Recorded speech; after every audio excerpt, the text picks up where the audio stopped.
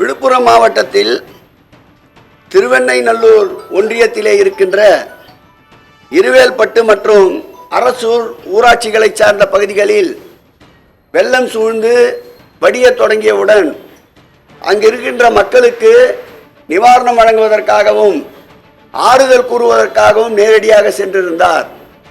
அந்த இடத்தில் ஒரு குறிப்பிட்ட கட்சியை சார்ந்த அரசூர் ஊராட்சியிலே இருக்கின்ற குறிப்பாக மகளிரணியை சார்ந்த விஜயராணியும் அவரது உறவினர் ராமர் என்பவரும் உள்நோக்கத்தோடு வேண்டுமென்று அவர் மீது சேற்றை வாரி இறைத்திருக்கின்றார்கள். இது எதை காட்டுகிறது என்றால், முழுமையாக நிவாரணப் பணிகளை ஒரு புறம் அறிக்கையின் வாயிலாக பொய் வதந்தி பரப்பி முடக்க நினைக்கின்றார்கள். மறுபுறம் இப்படி மக்கள் நலப் பணியிலே ஈடுபடுபவர்களை அச்சுறுத்துகின்ற வகையில், அவர்களுடைய பணிகளை தடுக்கின்ற வகையில் இது போன்ற செயல்களில் ஈடுபடுகின்றார்கள். இப்படிப்பட்ட தடைகளை தாண்டி வளர்ந்த இயக்கம்தான் திராவிட முன்னேற்ற கழகம், திராவிட மாடல் அரசு. ஆகவே இப்படிப்பட்ட எதிர்ப்புகளை கண்டு அஞ்சாமல் மக்கள் பணியில் தொடர்ந்து பயணிப்போம் என்பதை எடுத்து காட்டுகின்ற வகையில் தான் இந்த நிகழ்ச்சிக்கு பிறகு தொடர்ந்து பாதிக்கப்பட்ட பகுதிகளுக்கு சென்று நிவாரணங்களை அமைச்சர் பொன்முடி அவர்கள் மேற்கொண்டு வருகிறார் என்பதை தெரிவித்துக் கொள்கிறோம்.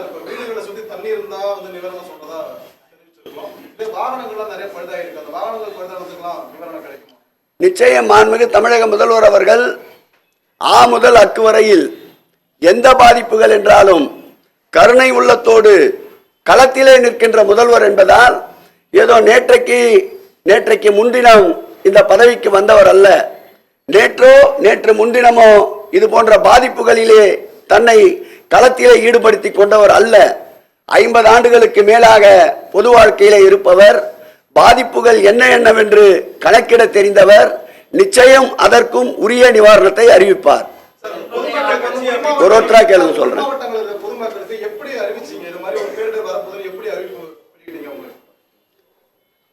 மாண்புமிகு தமிழக அரசை பொறுத்தளவில்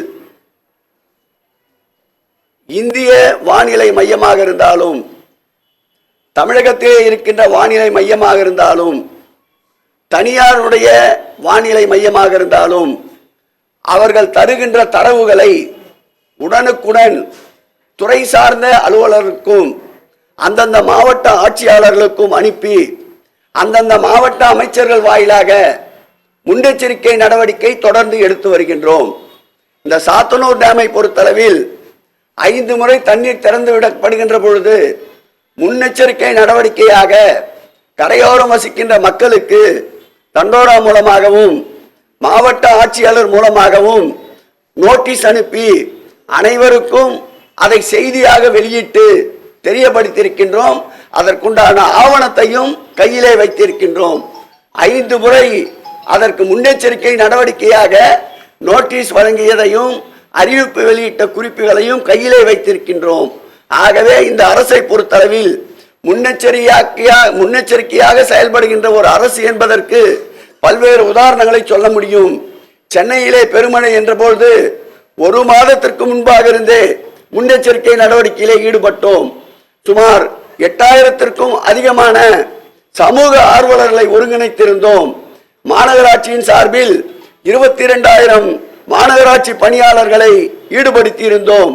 நீர் உறிஞ்சும் இயந்திரங்களை 800க்கும் அதிகமான இயந்திரங்களை பல்வேறு மாவட்டங்களில் இருந்து வரவழைத்திருந்தோம். அதேபோல் 700 அரவை இயந்திரங்களை மரங்கள் விழுகின்ற பொழுது உடனடியாக அகற்றுவதற்குண்டான பணிகளை துரிதப்படுத்தியிருந்தோம். 36 படகுகளை சென்னை பெருநகர மாநகராட்சியின் சார்பில் வாங்கி ஆங்காங்கு நிறுத்தியிருந்தோம். கிட்டத்தட்ட 106 படகுகளை முன்பதிவு செய்து தயாராக வைத்திருந்தோம். இப்படி அனைத்து வகையிலும் முன்னெச்சரிக்கை நடவடிக்கை என்பது இந்த ஆட்சியினுடைய கொள்கையாகவே வழியாகவே செயல்பட்டு கொண்டிருக்கிறது என்பதற்கு சென்னை மாநகரத்தில் எடுக்கப்பட்ட நடவடிக்கைகளே ஒரு சாட்சி.